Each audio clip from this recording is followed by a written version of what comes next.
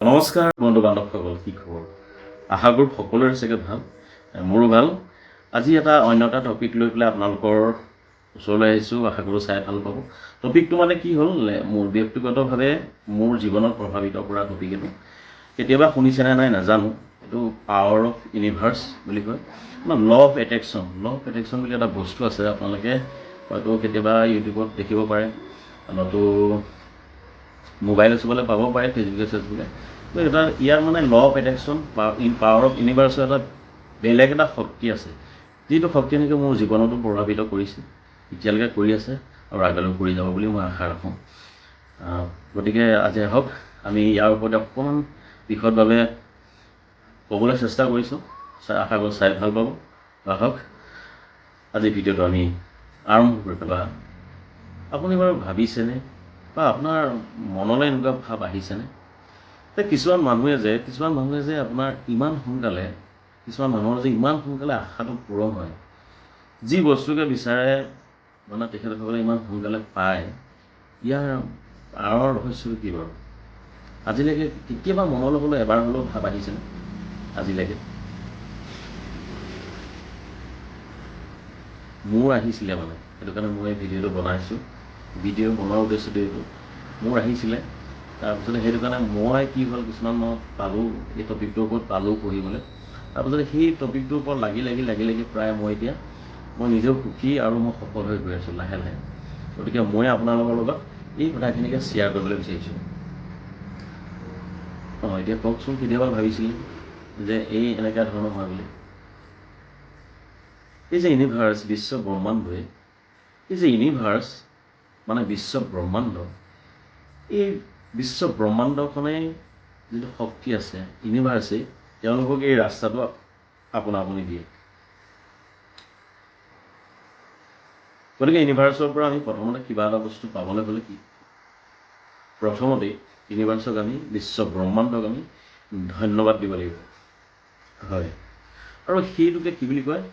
ল of attraction. ল of attraction বুলি শব্দটো শুনিছেনে? ল অফ এট্ৰেকশ্যন, এইটোকে ল অফ এট্ৰেকশ্যন বুলি কয়। যিকোনো এটা বস্তু পাবলৈ আমি কি হয়, আমাৰ যিকোনো এটা বস্তু পোৱাৰ পিছত আমি ঈশ্বৰক গ'লোঁ, ইউনিভাৰ্ছক গ'লোঁ, বিশ্ব ব্ৰহ্মাণ্ডখনক গ'লোঁ, ধন্যবাদ দিওঁ। কিবা এটা বস্তু পোৱাৰ পাছত আমি ধন্যবাদটো দিবলৈ বিচাৰোঁ আৰু ধন্যবাদটো দিওঁ। কিন্তু কি হয়, মানে ইউনিভাৰ্ছৰ নিয়মটো হ'ল ওলোটা। আমি যেতিয়া ইউনিভাৰ্ছক ধন্যবাদ দিম, তেতিয়া ইউনিভাৰ্ছে ভাবে, বিশ্ব ব্ৰহ্মাণ্ড শক্তিটোৱে ভাবে যে আপোনাৰ আশাটো পূৰণ হৈ গ'ল, আৰু সেইটোৱে কি হয়, সেই বাস্তৱলৈ পৰিৱৰ্তন হয়, আৰু সেইটোৱে গৈ বাস্তৱত পৰিণত হয়। এতিয়া বহুতে ভাবিছে চাগে, এইটো কি মূৰ্খামি কথা কৈ আছে, এইটো কি গাইছে, কি অন্ধবিশ্বাসৰ কথা কৈ আছে, এইবিলাকনো হ'ব পাৰেনে? আচলতে সঁচা হ'ব পাৰেনে? সম্ভৱ হ'ব পাৰেনে? মই ব্যক্তিগত ফালৰ পৰা কৈছোঁ, পাৰে। মই অভিজ্ঞতাৰ ফালৰ পৰা কৈছোঁ, পাৰে। আৰু মই যিটো নেকি মই নিজে পাই আছোঁ। এতিয়া বহুতে ভাবিব, এইবিলাকতো কি যাদু নেকি? এইবিলাক যাদু নেকি? যাদু নহয়। যেতিয়া আপোনালোকে নিজৰ জীৱনত ব্যৱহাৰ কৰিব, তেতিয়াহে উপলব্ধি কৰিব পাৰিব যে ইউনিভাৰ্ছটো কি বস্তু আৰু ল অফ এট্ৰেকশ্যন কি বস্তু। আমাৰ যিটো অৱচেতন মনটো জাগৃত কৰা। আমি যেতিয়া মুক্ত মনটো আমি জাগৃত কৰিব পাৰিম, তেতিয়া আমি যিকোনো বস্তু পাবলৈ সক্ষম হ'ম। ল অফ এট্ৰেকশ্যন বা ইউনিভাৰ্ছ, এইটো ছায়েন্স আৰু বিজ্ঞান আৰু স্পিৰিচুৱেলিটিৰ এটা গভীৰ সম্পৰ্ক। স্পিৰিচুৱেলিটি, ছায়েন্স আৰু স্পিৰিচুৱেলিটিৰ এটা গভীৰ সম্পৰ্ক, ল অফ এট্ৰেকশ্যন। আপোনালোকে এনে কথা এটা উপলব্ধি কৰিবচোন, আমাৰ মগজুটোৱে কল্পনাটো আৰু কল্পনাৰ বাস্তৱৰ মাজত পাৰ্থক্যটো কিন্তু ধৰিব নোৱাৰে। আমাৰ মগজুটোৱে কল্পনা আৰু বাস্তৱৰ পাৰ্থক্যটো ধৰিব নোৱাৰে। চাবচোন, যেতিয়া কিবা এটা বস্তু পোৱাৰ আগতেই সেইটো অনুভৱ কৰে ধন্যবাদ দি পেলাই, তেতিয়া আপোনাৰ মগজু আৰু ইউনিভাৰ্ছে মগজু আৰু ইউনিভাৰ্ছৰ যিটো সম্পৰ্ক সেইটো সঁচা বুলি ভাবিলে মাত্ৰ তিনিটা শব্দই আপোনাৰ জীৱনটো সলাই দিব পাৰে। মাত্ৰ তিনিটা শব্দ। Thank you universe. এই থেংক ইউ ইউনিভাৰ্ছ তিনিটা শব্দই আপোনাৰ জীৱনটো খুব বেলেগ ধৰণে সলাই দিব পাৰে। যেতিয়া আপুনি সদায় thank you universe, thank you universe, thank you universe বিশ্ব ব্ৰহ্মাণ্ডক ধন্যবাদ দিব, ইউনিভাৰ্ছক ধন্যবাদ দিব, তেতিয়াই মগজুতে এক সমৃদ্ধিশালী ভাৱনালৈ পৰিৱৰ্তন হয়।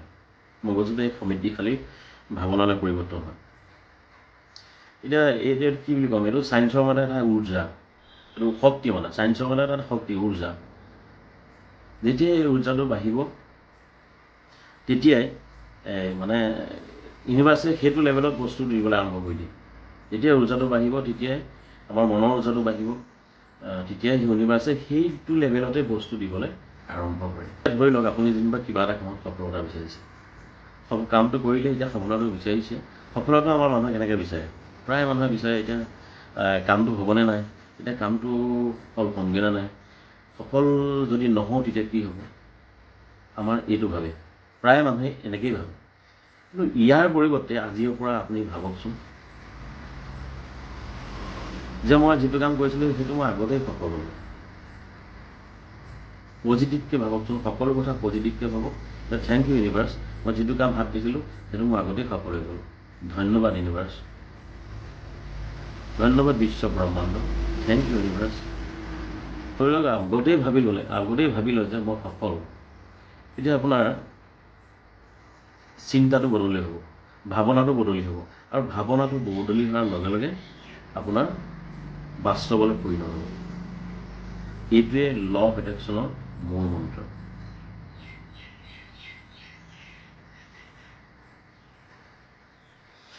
এতিয়া এইটো মই মোৰ ব্যক্তিগত জীৱনৰ কথা কৈছোঁ, মই কেনেকৈ ব্যৱহাৰ কৰোঁ।